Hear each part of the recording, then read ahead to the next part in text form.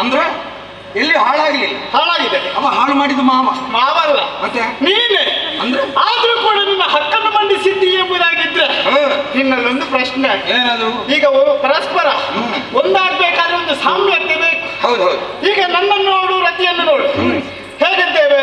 ಹೇಗೆ ನೋಡಿದ ಆಕಾರದಲ್ಲೂ ದೇಹದಲ್ಲೂ ಒಂದೇ ರೀತಿ ಕಾಣ್ತೇವೆ. ಅಲ್ಲ, ನನಗೆ ವ್ಯತ್ಯಾಸ ಬಹಳ ಕಾಣ್ತದೆ. ಮುಖದಲ್ಲಿ ಅಲ್ಲ, ರತಿಯನ್ನು ನೋಡಿದೆ ಬಹಳ ಸಮಯ ಆಯ್ತು. ಹೌದು. ಆದ್ರೆ ನಿನ್ನನ್ನು ನೋಡಿದ ಬಳಿಕ ಗೊತ್ತಾಗುತ್ತೆ ಅಲ್ಲ, ನಿನಗಂತೂ ಸ್ವಲ್ಪ ಆದ್ರೂ ನೀನು ನೋಡದೆ ಇದ್ದದ್ದು ಒಳ್ಳೆಯದಾಯ್ತು. ಹೌದಾ? ಯಾಕೆ ಕೇಳು, ನಿನ್ನ ಮುಖದಲ್ಲಿರುವಂತ ರೇಖೆಯನ್ನು ಎಲ್ಲಿಯಾದ್ರೂ ಅವಳು ನೋಡಿದ್ದಾಳೆ ಎಂದಾದ್ರೆ ಭಯಗೊಳ್ಳುವುದಕ್ಕೆ ಸಾಧ್ಯ ಉಂಟು.